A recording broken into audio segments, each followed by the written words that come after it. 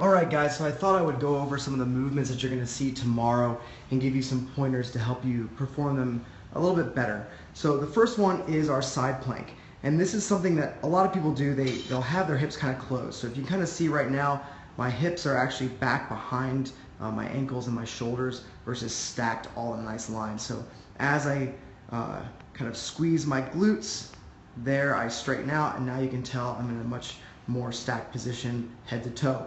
The next fault you'll see is drooping the hips. So make sure the hips stay don't stay droop rather. So you can kind of see in this position, I've got this kind of squiggle position. So I want to make sure that I don't have this, I want to have a nice straight line. So as I kind of come up, you can see I'm in a better position here. All right. Then you want to focus on keeping the shoulders as well stacked. So you can kind of see I'm leaning over, make sure everything is stacked, shoulders, hips. So here's an example of my hip kind of caving in or falling. And you can see this sometimes the hip will cave forward, sometimes the hip will cave back, but make sure that if I drew a straight line down, that you would cross over both hips perfectly. All right, so this last position is a proper side plank. Next is the Cossack Squat. All right, so what I'm gonna do is I'm gonna get in a very wide stance, and I'm gonna pivot on one leg, and I'm going to squat towards the other. And I'm using the kettlebells a little bit towards balance, but I'm making sure that I'm not leaning over too far, and the main thing that I'm looking for is that this knee stays out over the foot versus caving kind of in towards the inside of the foot, or like the big toe. So make sure you stay out with that knee, don't cave in. All right, so on my left side, I actually don't do as good of a job as my right. All right, so you can kind of see my right knee goes out a little bit further than my left. And actually on the way up, I start to cave in a little bit here. It's not much, but it's something to kind of think about when you're doing it tomorrow. All right.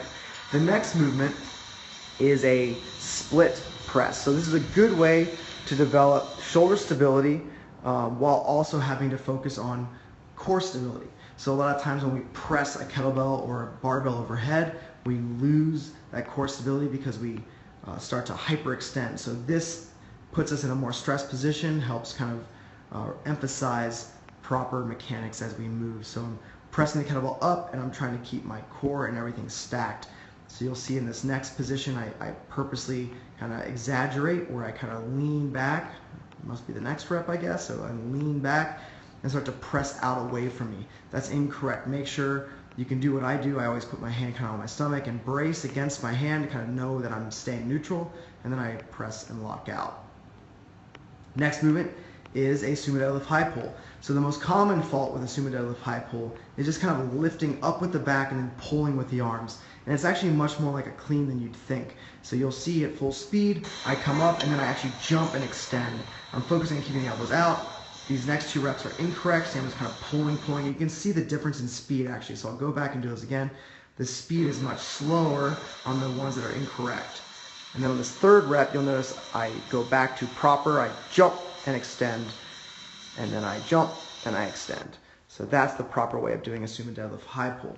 And then the last movement we're going to talk about is this kettlebell pull over with a tricep extension. So I'm opening through the arms. So the main angle that I want to open up is going to be here and here. All right, so I want to try my best to have like 180 degrees here. So if you were to draw a line from my back to where I end up, I want to try to open up fully. Okay, so this first rep I'm kind of tight. I didn't really warm up before this, but you can kind of see I'm starting to get a straight line, but I'm also making the mistake, I'm starting to arch a little bit here in my back. So make sure you don't do that. You can kind of see on my rib cage is kind of elevated, so make sure you pull that down into your bench and keep the core nice and stable. All right, so again, I'm opening up through my arms. I'm trying not to have movement in my mid back. You can kind of see my chest lifts up a little bit.